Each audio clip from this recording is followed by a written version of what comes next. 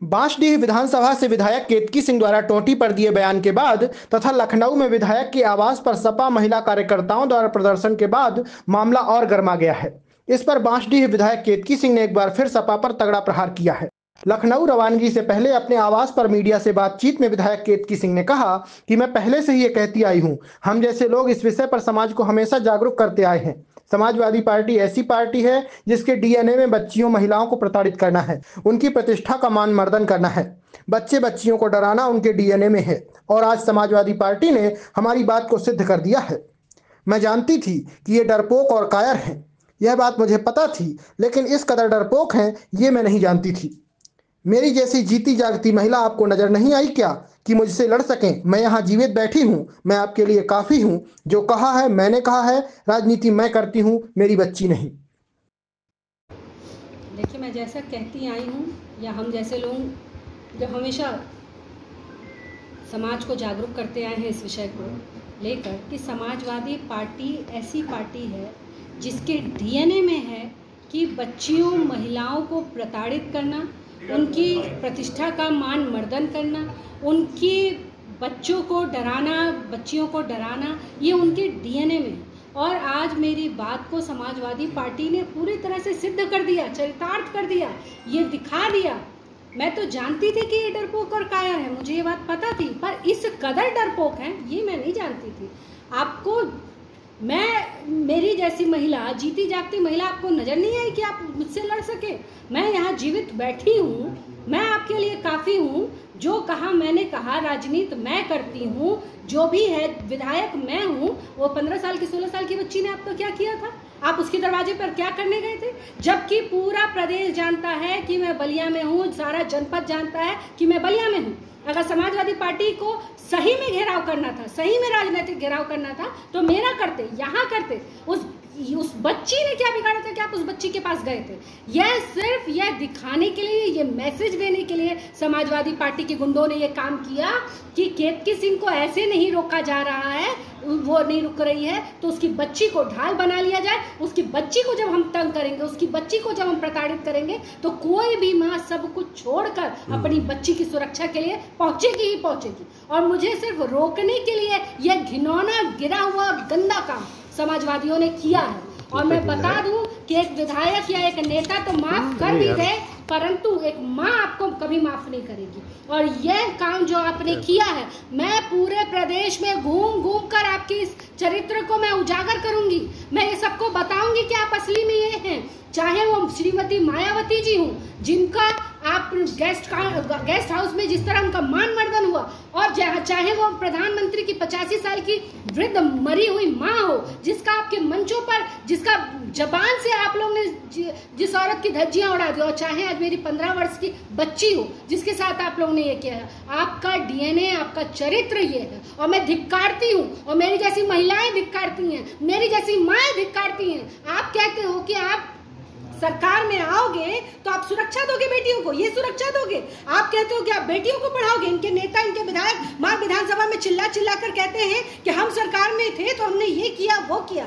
मेरी बेटी आज स्कूल नहीं गई, आने वाले दिनों में वो डर रही है, नहीं मम्मी मैं नहीं जाऊंगी, कहीं कोई बात होगी तो मैं क्या करूंगी, मैं अकेले हूँ। ये बात मेरी बच्ची कह रही है मैं छोड़ के गाँव आ जाऊंगी। मेरी बच्ची की तो आपने सादगी छीन ली, मेरी बच्ची को तो आपने ट्रॉमा दे दिया, उसकी पढ़ाई आप छीनने का प्रयास कर रहे हैं। तो जब आप शासन सत्ता में नहीं हैं तो इतने कुरूप हैं कि आपको देखा नहीं जा सकता। शासन सत्ता में आ जाओगे तो कितने कुरूप जाओगे, कहाँ नीचे जाओगे, किस में जाओगे?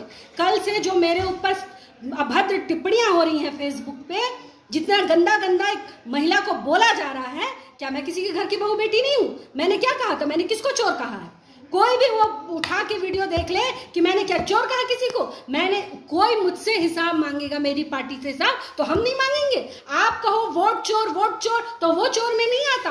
आप कहो संविधान के हत्यारे, तो वो हत्यारे में नहीं आता। और हम ये कह दे कि टोटी लौटा दो तो हम हो गए बर्बाद हो गए, हम बेकार हो गए। ये दोहरा मापदंड नहीं चलेगा। जितना दबाओगे उतना उभर कर आऊंगी, जितना दबाओगे और जितना डराओगे उतना जवाब दूंगी। ना कल किसी से डरी थी, ना आज किसी से डरी हूं। बलिया की बहू भी हूं, बलिया की बेटी भी हूं। वो बलिया जब पूरा देश आजाद नहीं था तो मेरा बलिया आजाद हुआ था, वहां की बेटी और बहू हूं। तो हम मुझसे तो डर के रहना, साथ में बलिया से भी डर के रहना।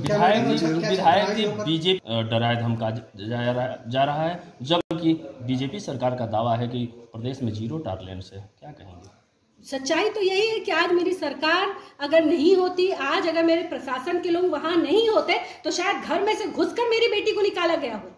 आज अगर योगी आदित्यनाथ जी की 0 टॉलरेंस पॉलिसी नहीं होती तो मेरी बच्ची मेरे घर में सुरक्षित नहीं बैठी रहती। अभी इस समय वो मीडिया में बाइट नहीं दे रही होती। वो तो मेरे महाराज जी की सुरक्षा है, जिस वजह से घटना होने से पहले पता चल गया कि ऐसी घटना के लोग प्लानिंग कर रहे हैं।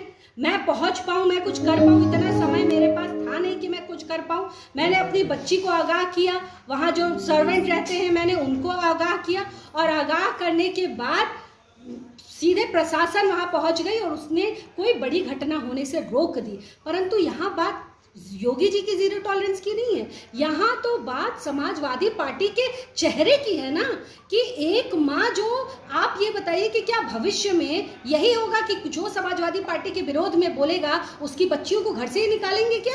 जो इनको वोट नहीं देगा उसकी बच्चियों को इस तरह ये प्रताड़ित करेंगे क्या? जो इनका साथ नहीं देगा उसकी बच्चियों के घर में ये घुस जाएंगे क्या? ये यही करने वाले हैं। तो अभी तो योगी आदित्यनाथ जी हैं, सोचिए उनका बुलडोजर है, उनका डंडा है, इतना डरा के, इतना दबा के रखा जाता है इन माफियाओं को, इन गुंडों को, पर उसके बाद भी ये गुंडई करने से बाज नहीं आते। कल को कहीं ये आ जाएंगे तो इस प्रदेश में कोई भी बहन बेटी सुरक्षित नहीं रहेगी। मैडम, तो किस बात को आप सदन में उठाएंगे क्या? निश्चित तौर पर जब भी सदन चलेगा तो मेरा ये प्रश्न जरूर रहेगा कि ऐसे लोगों के साथ क्या करना चाहिए।